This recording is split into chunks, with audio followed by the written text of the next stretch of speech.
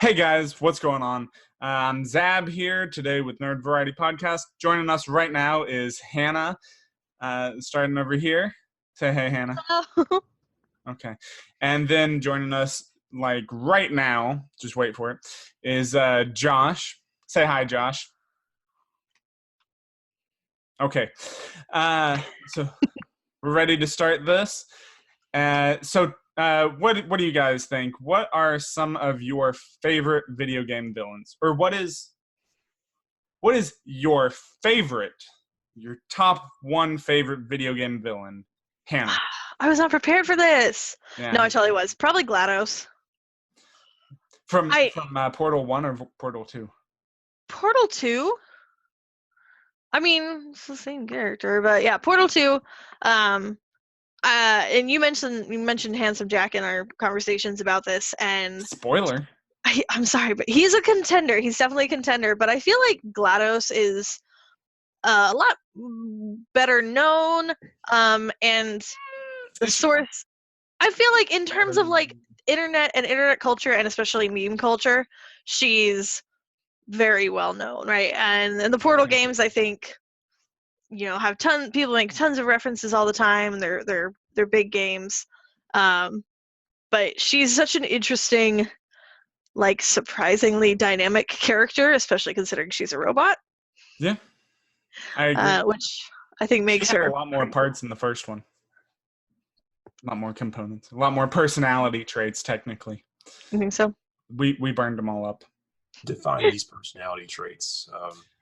Well, there was the one that gave her like empathy or something so that she would stop killing everybody with the deadly nerve gas. And then that activated the deadly nerve gas. That's a Once we destroyed it, yeah. Okay, I was gonna say that's a good thing to add to her. Yeah. No, we destroyed it. We burnt it up. Okay. Burnt the shit out of it. And then there was I cursed again, didn't I? Mm-hmm. Yeah. Yeah, fuck you. How dare you? You know what? That's just more.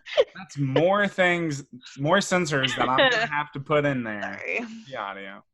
I mean, I did it first, but You did.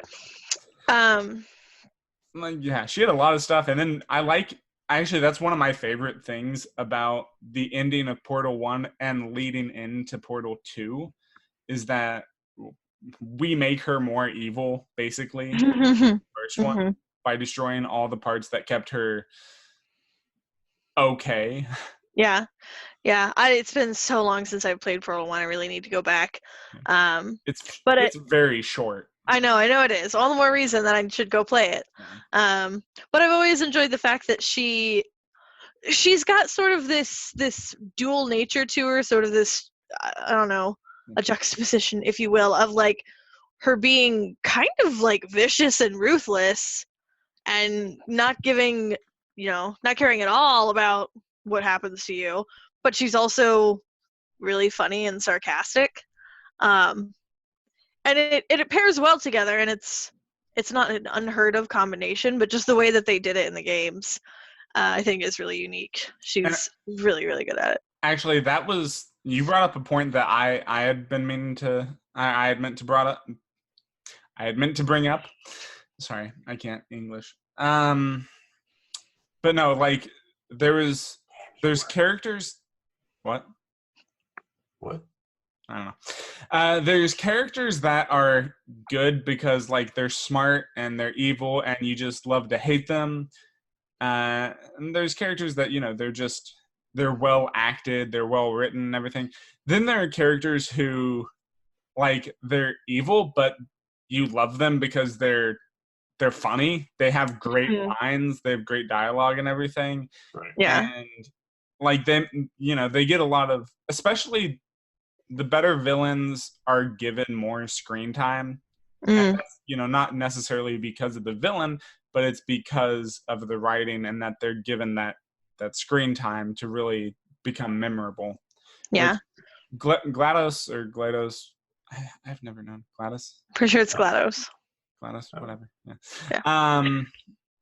Is it like the Glad OS?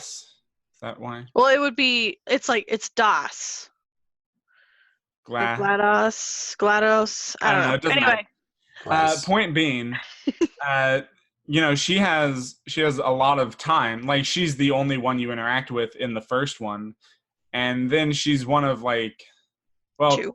they technically bring in a lot more characters if you consider Cave Johnson, and if you consider what's her other name? What's the name? Carolyn or whatever, Mm-hmm. which is actually kind of GLaDOS, part of GLaDOS's thing. Why didn't I silence my phone before this? That's gonna really piss me off because I hate getting that beep sound when I'm recording. Anyways, my own fault. Yeah, and then you have Wheatley, who's wonderful, but also, it brings me to another character that you mentioned, and I was going to mention too, who shares a lot of these qualities, is Handsome Jack. Mm-hmm. He is like, he's pretty bad. Yeah, from the Borderlands series, for anyone who doesn't know. Yeah. Oh, thank you. I don't want. Josh. I kind of don't want to say he's evil.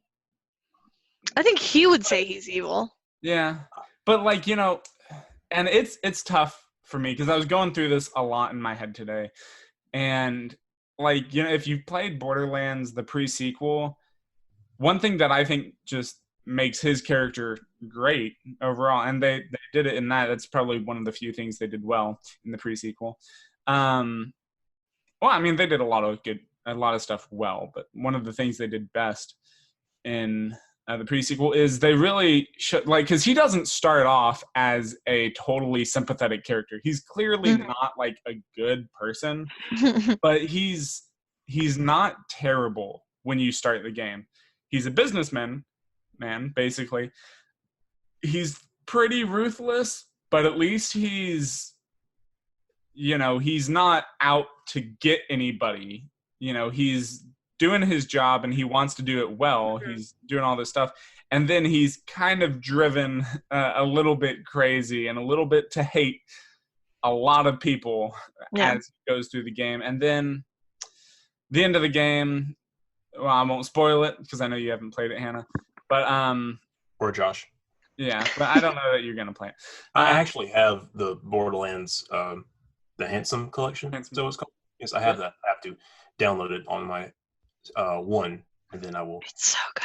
Yeah, well, I mean, it's fair that you haven't played Borderlands 2. It's only been out for 9 years. So. No, 7 years. Sorry. Well, yeah. Now that Borderlands 3 is coming out soon, got to get on that train. Yeah. Watch my stream. I'll be streaming Borderlands 2.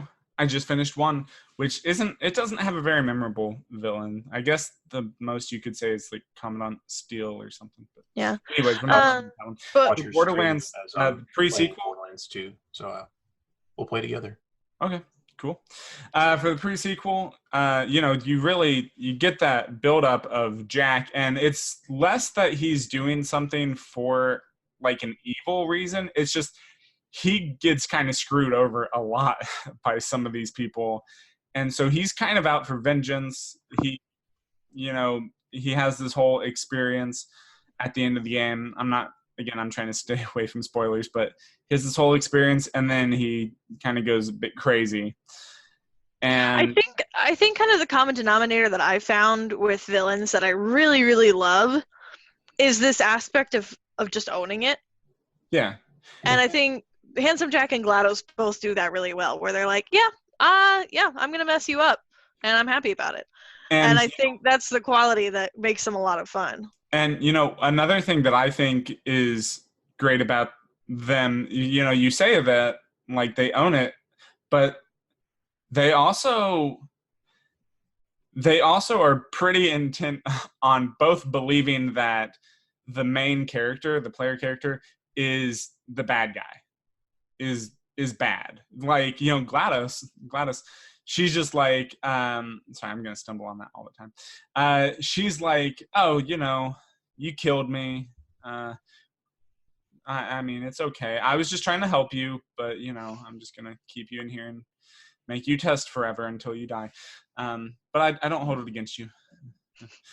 And then there's the one of my favorite lines, like the first thing she says in not Borderlands, in Portal 2.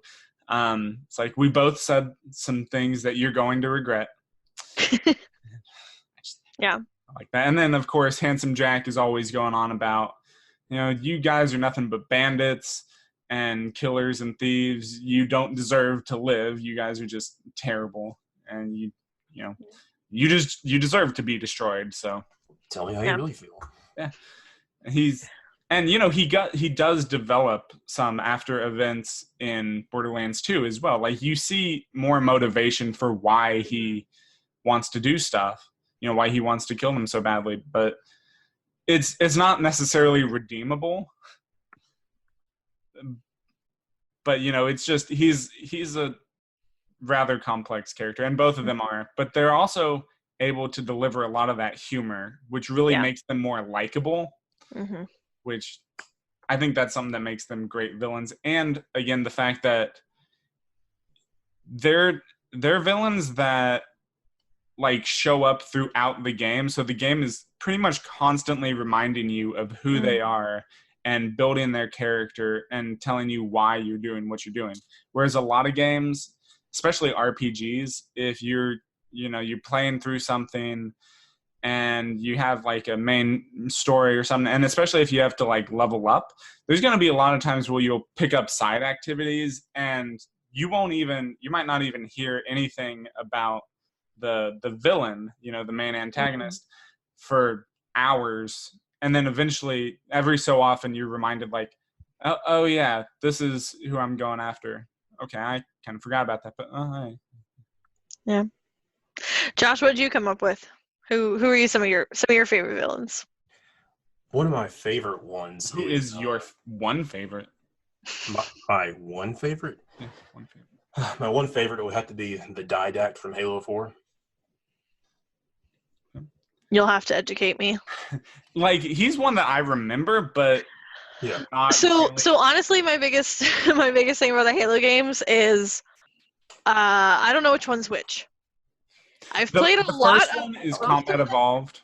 The second one is Halo 2. The third one is Halo 3. The fourth one is Halo 4, and the fifth one is Halo 5. No, I know that's not entirely accurate. The first three are the Halo trilogy, and now we're in this. I just mean, like, I've played a little bit of all of them, but I can never remember like what gameplay and what characters go with which game. Understandable. I mostly played Reach.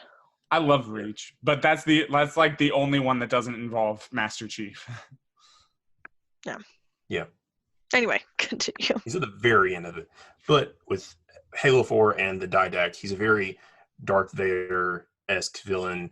He's very, OP in that the Chief is usually like a lot of things usually separate him from fighting the hierarchs, the prophets in now he gets really close to, he meets the villain near the start of the game, and the villain just treats him like a ragdoll and throws him out and just says, "You're insect, whatever, I don't have time for you," and he goes about his plans, and he's very old and methodical, and he's got his what he wants to do planned out, and Chief's just kind of trying to play catch up the whole time. And he has a lot of, it's like he's very, he's been, in charge he was in charge so many years ago, and he just assumes his place as he, was before. But now he's still got the same problems, like the Librarian, Master Chief, and Cortana are, tripping him up in the present time.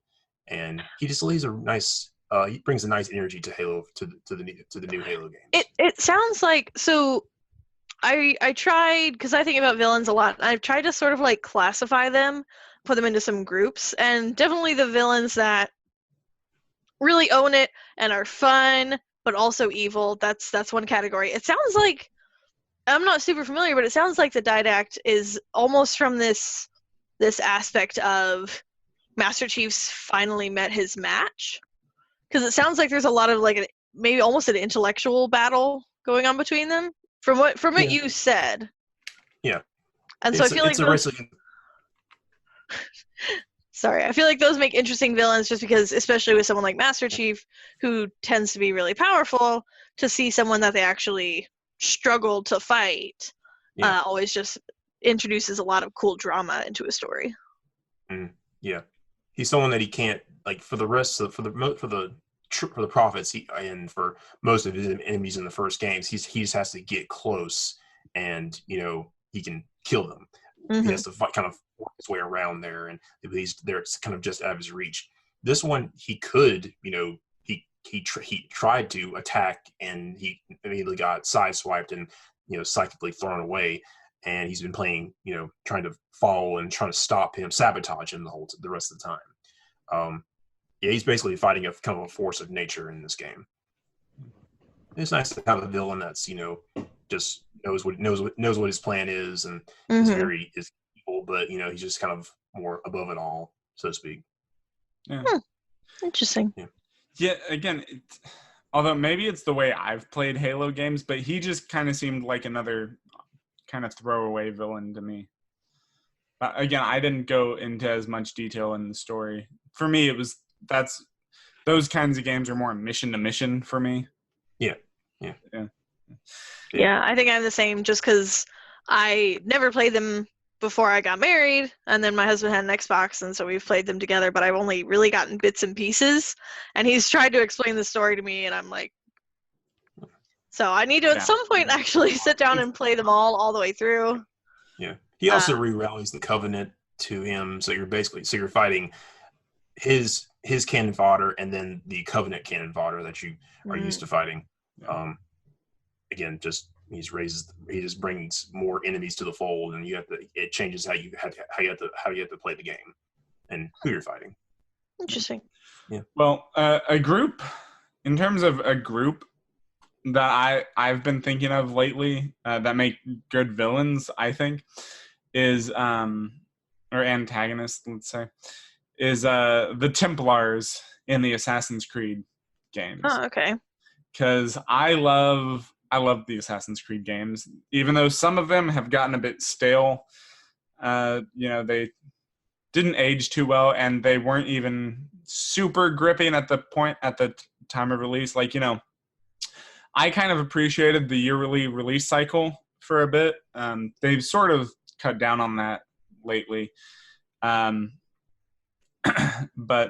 it's the overall idea of the Templars versus the Assassins, I think, is really interesting lore, really interesting story elements. And then you could also, there's a lot in the just Assassin's Creed stuff in general. They do have a lot of good, main villains per entry as well. The best well done, in my opinion, from any one Assassin's Creed game would be probably Haytham Kenway in Assassin's Creed 3. I don't know if either of you are familiar with Assassin's Creed, really. Got about halfway through. What would you say, Hannah? I said a little bit. I'm generally familiar, but not specifically. Yeah. And what'd you say, Josh? I got half through. I ran into him. You got halfway through the third one? Yes. So he's the one you play as in the first 3 sequences. As far as finishing the game, I got halfway through. Okay. But yeah, he's great, and I think he's very logical and very kind of cold and calculating. He does what he knows needs to be done. He's smart, and he does that not because he wants to do bad things or because he wants to do good things. He just does it because he's doing what he believes in, what he believes needs to be done.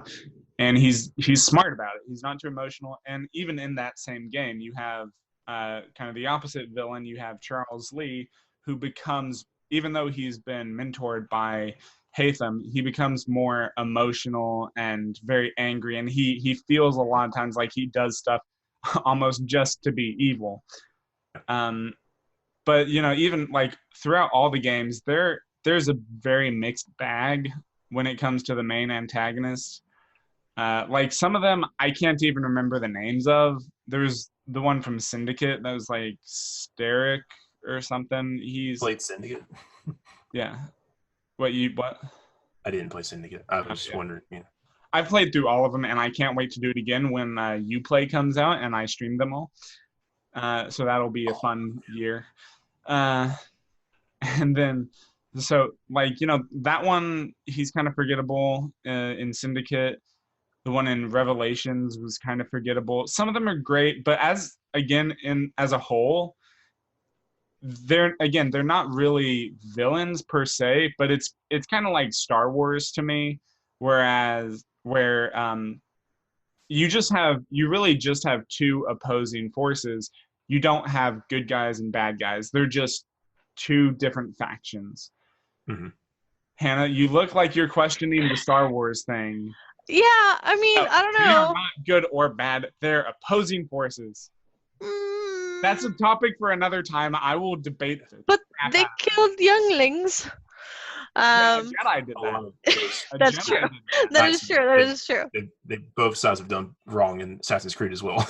Yeah, and again, they in Assassin's Creed, they're actually a lot more straightforward about that too. Like the Assassins, there's even a part in one of the games I think where they're just like, yeah, no, we're not the good guys. We kill people.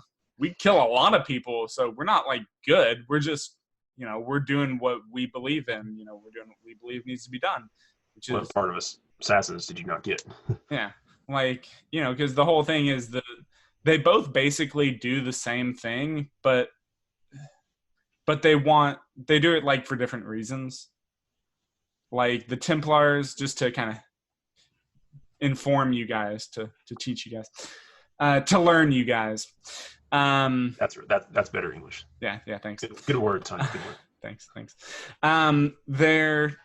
The Templars, like their goal is to kind of it's order. They want order and like peace, but they want peace by means of controlling people.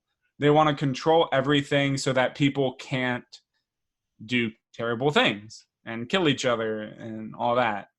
Whereas the Assassins believe that, they want, I guess, peace and order, but they want people to be free. They want people to be able to make their own choices and have free will. Because there are these like pieces of Eden that are kind of one of the bigger things of aspects of the franchise. And a lot of them, they don't all do the same thing, but a lot of them are used to control people. Like they have these things called the Apples of Eden, and they like mind control people and make them do whatever the wielder wants. Yeah. So erase their free will, which is, yeah, I can see why the Templars want that. So the Templars want that, and then the Assassins try to get them and then kind of hide them, kind of throw them away to where nobody else can get them. So again, they're both, but their means of doing that is by killing all the Templars. So, and again, it's just a really great conflict, I think, and occasionally brings out some really fantastic villains, individual villains, but as a whole, it's just that dynamic I really love, and I think they've, every time a new Assassin's Creed is announced, I'm really excited just to hear where that goes. And then they have kind of the even bigger, like, I guess villains, it's a mystery thing with the Isu. They're like these really ancient people that predate everything, and there's a lot of stuff going on there. I can't get into that right now, but yeah. So like just a lot of ancient lore and just kind of that never-ending struggle of assassins and Templars that kind of keep driving the game. Yeah. It's really cool. I wanted to actually take us back for a minute, and I want to ask you guys, because my husband and my little sister, when I asked them about video game villains, the first name they said was Bowser. And I was like, that wasn't even in my realm of thinking about video game villains, but I was like, that's a good point. And as far as video game villains go, he's been around a long time. Yeah. Right? So, why do you think he's He's been around for so long. I'm just kind of curious what you guys think. It just kind of Turtle seems Dragon. like a what? You go. Turtle Dragon. Turtle Dragon. Yeah, like I think at this point it's just because he's very iconic. You know, he's very iconic as Mario's villain, Hmm. and yeah, I don't know. Like he's big, he's menacing, he's pointy. Hmm. He's I sharp, also he just can think it's smile. interesting because he's been around so long and because video game formats have changed so much. Like if you compare the original Super Mario games to, let's say, Super Mario Odyssey, right? The changes in design and the changes in personality, like there's been so many of them, right? So it's been interesting because I feel like he's one of the few villains I could think of that you've really seen a lot of sort of iterations of. Right? Certainly there's a lot of villains where you see character development, but Or like not for reimaginings. Bowser. No, not character development for Bowser. I'm saying like he's kind of in a different tier because he doesn't go through a lot of character development, but still is a very different character than he once was. Mhm. So I think that he's an interesting one, and I just felt like we had to have him in this conversation. Yeah. Well, and can I bring up another villain now? Go I was for going to it. mention that he is also as versatile as Mario, so that works for them being, frenemies or rivals. I feel like Probably. frenemies is fair. Yeah, I mean, they go, they do go they play they go racing together, so they play Tennis. tennis. Yeah, tennis together. Yeah, Yeah. yeah. Board Yeah. games. they Yeah. beat up each other. Wait, they do that. Yeah. And they beat up other people in the Nintendo world. Yeah. But so on. This might be a bit of a stretch, but whenever I think of Bowser, I also think of Ganon. We mentioned Ganon. Mm-hmm. Yeah, Mhm. and that's one of my favorite all-time villains because, like honestly, I'm a fan of Mario, but I have definitely not followed it as much as I have Zelda. I'm the exact other way around. Yeah. So like with Legend of Zelda, they're never really the same exact people that are fighting each other. They're always a reincarnated version.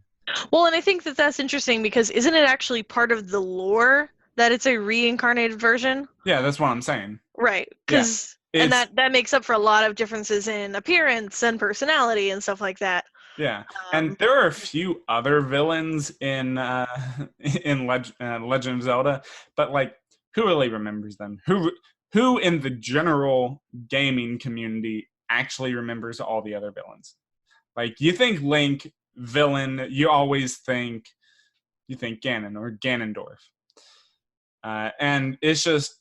And the way they've built it, from whenever they started, because none of the games are actually chronologically in order. If you look at the release date, it makes like no sense at all. Which is why I like their approach to games. It's always they go gameplay first and they build that, and then they kind of build on the story later, kind of an afterthought. But they still manage to keep things pretty consistent from my understanding. I'm just gonna say I haven't played nearly all of the Legend of Zelda games. I've just played a lot because there's a lot of them. Yes. Yeah. I would try and like piece the story together on my own, but like there's so much going on and so many games. There's YouTube videos you can watch. I know. They're like an hour I got long. my game theory jacket right here. Yeah, I know. But I think it's interesting that they kind of legitimize the differences in personality though with the idea of reincarnation. Yeah. It's a clever way to kind of just do whatever they want with the characters. Yeah. Make more games, tell more stories. Yeah. And again, it's great. Like, I love it because, and I love Ganon or Ganondorf, either one. I think it's mostly Ganon. I feel like Ganondorf is a more specific incarnation, but I love him because he's pretty much just straight up in it for the power. And that's why he gets like the power Triforce. The Triforce of Power, whatever it's called. And he's chosen for that, and then he always has to go after Link and Zelda to try to get the other two pieces. And like you gotta admire his persistence. He's nothing if not persistent in getting that, and it's just another persistent villain, Robotnik or Eggman from I was gonna say Eggman. yeah. This guy has one of the highest. I think he's got like a 200, 300 IQ or something like that, and somehow he's able to build all these complicated robots and that machines then get destroyed by a little hedgehog. Really fast hedgehog, or a fox, or an echidna, or a clone of a rabbit, or clone of a hedgehog, or a bat. All those weird side characters. And he's also trapping animals into robots. I mean, I don't know what his. He is just cruel. Yeah, he is cruel, but why is he cruel for a reason? Does he just think that he has a vision for the world? What's his vision? We'll find out in the Sonic the Hedgehog movie. Oh gosh, I definitely feel like Sonic and Mario as well. I feel like those games have significantly less plot to unwrap compared to the Legend of Zelda games. It depends on some of the games, I guess. Like one of my favorite Sonic games, like growing up, I haven't played it in a long time now, so I can't say for sure how it holds up. But was Sonic Adventure 2. I don't know if the one I had played was a different version. It was like Battle. So I don't know what had different. It was similar with probably some minor changes. Yeah. But like that was one of the last great Sonic games. Yeah, that had a lot of story to it. And that's one that I definitely remember from my childhood. And it was... It may not have been a great story. It definitely was not well acted, but it had a lot going on, and it kind of gripped me. You know, it made me interested in seeing what was going to happen and how everything played out. Yeah, I guess my perspective is because I didn't have a gaming system until 2010. I don't know. Shortly after the Wii came out. The Wii was our first family gaming system. The only thing I had before that was like a Super Nintendo and whatever Sega console was out at around the same time. So I'm talking like significantly earlier games, I think. Yeah. And I think even in those early years, the Legend of Zelda games did have more story just through the way that the games were presented. Mm-hmm. So at least early on, the original Super Mario's brother does not really have a story. Yeah, it's just Donkey Kong throwing. Or wait, maybe that's not Mario. Maybe that is Donkey Kong, where he's throwing barrels in. Yeah, that's Donkey Kong. Yeah. Never mind. What about games where there are games where you kill a lot of enemies, a lot of the same enemies?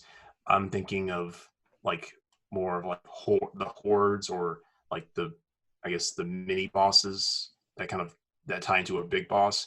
My two, it's a love-hate relationship between the dragons in Skyrim and the necromorphs in Dead Space. I was thinking about the dragons in Skyrim. Dragons can be fun, but scary in a way, but not like gut-wrenching like the ones in necromorphs, because necromorphs are they're bad. They get very bad. Yeah, and actually, those were two games that I was kind of looking through today when I was trying to think of my list or some of the ones I could talk about. I've actually never completed Dead Space, any of them. I just googled Necromorph for the first time. I have regrets. Yeah, you should. That was bad. Well, now I know. I'm sorry, I want to make a bad joke, but Just keep going. So I don't really know. Like, I'm familiar with the necromorphs and all that. But again, no spoilers, please, because I intend to finish it at least the first one at some point. So I don't really know for sure like who the actual villain is in the game. Yeah, In any of it's them. kind of a mystery that you unravel during the game, but they start coming at you like near the beginning of each game, sooner in Dead Space 2 and 3, but they change, forms, and you have to figure out there's a specific way to kill them, but they all can they like to turn the tables and shock and surprise you. Yeah. It's I mean they're fantastic, and I think that's what makes Dead Space such a fun game, is because you have to kill them very creatively, you shoot off I was the gonna say survive. the just from what I'm seeing on the internet, Dead Space visually gives me a lot of Doom vibes I can because see I love the Doom games. But it definitely the Doom games you don't have to be creative. You literally just go find a chainsaw and actually half. this is a very random point, something I didn't even think about. I don't even know how many people actually know this game anymore or think about it or knew it in the first place, but randomly made me think of Bulletstorm. That's a game that I loved so much when it came out. I played the crap out of it, and I wanted to play it. I think I have it on PlayStation because I think it was free at some point for PlayStation Plus members. Sadly, I can't afford PlayStation Plus right now, but so I can't play it. But like the villain in that, it was like he wasn't necessarily great, but it was a lot of fun. I think like he was a lot of fun to interact with. The other guy that you kind of interact with, there's just a lot of the characters were fun, and there's a lot of stuff to it. The game was fun itself, and it kind of makes me feel like Doom a lot. It kind of reminds me of it. It's a little more creative because you have to be like a whole thing is about being stylish in your kills in that game. And it's one of those games that's a bit over the top ridiculous, especially like with the villains and stuff as well. Yeah. Not especially, but as well. And I recall it being marketed as just shooting a gun and just mowing down enemies, but that worked for me. Yeah, that's pretty much what it is. But yeah, I had a couple villains that I thought of from some more obscure games, and I was like, I don't know if we should talk about those, just because I don't know if you guys would have any idea what I'm talking about. probably not. But we're like basically out of time anyway. Technically, basically. Well, and when Josh, actually, when you brought up Skyrim, that was another one I wanted to jump on immediately because I started thinking about it, and I was thinking, what is it, Alduin? Yeah. Alduin. Like he's not a particularly memorable villain to me, but I've only played through the story of Skyrim all the way through once. Well, yeah. It's so easy to get distracted. I think that's why, right? Is because if it was a very linear game and like the final boss was Alduin, that would be one thing, but no, it's like you can beat him and then keep playing, and there's so much other stuff to do, and you could join the Thieves Guild and the Dark Brotherhood and all this stuff, right? Yeah. So it makes kill. Yeah, it makes individual villains and characters kind of. But and I was thinking about it, and I'm like, honestly, after I stopped thinking about Alduin, whatever, as a main villain, I was like, you know what? There are a lot better villains in that game, I think. Like, even the DLC, I really enjoyed. You guys are going to make me put on my glasses to read things. Okay. I really enjoyed, like, the Dragonborn, whatever his name was, the guy from the Dragonborn DLC. I'll have to play that again. And then there was the guy from the Dawnguard DLC, the big vampire lord, and yeah. I enjoyed that. So there's a lot, and basically, video game villains are complicated. That's what I have learned and the ones we like are especially complicated. Yes, the complicated ones are the best. But that looks like that's our time today, and I want to talk about it more because I love video game stuff. But I don't know. well, I guess we'll just have to wait and see what we do next time. So, Josh, I believe it's your turn next time. Yeah? Yes. You got a topic that you want to introduce right now? Kind of set up? It's a surprise. Okay, so you haven't thought of it yet. Hey guys, sorry about that ending. We got cut short just barely, but have a great day today. Have a great week. I hope you're enjoying Nerd Variety Podcast. If you want to check us out more, if you haven't caught up yet, if you want to listen to some of the stuff we've been doing and continue to listen to the stuff, you could hit like and subscribe on our YouTube videos. That would be great. You can also check us out on SoundCloud. We should just be Nerd Variety, and then we're working on really getting our iTunes podcast set up soon. So I'm working on that. Currently, I just haven't had a lot of time. So as soon as that gets up, we'll make sure to share it to you guys. We'll probably have a link in the description below if you're watching on YouTube. But again, just I hope you guys are enjoying it so far. We try to bring you something new each week. It doesn't always come together. We're still kind of learning, just our place, how we need to interact and everything. We're kind of building this, but any feedback you guys can provide would be fantastic. We love it. We love to hear from you. So just however you can do that. And, we're also thinking about getting a Patreon page, but that's not something we want to push right now necessarily. So but again, feedback is always helpful, so if you want to let us know, just comment or feel free to reach out to us. We got an email address that you can send stuff to, and a Facebook page, Twitter. You can check us out just about anywhere. So thanks again for coming by and watching us or listening to us. And we'll see you next time, guys. So just have a great week.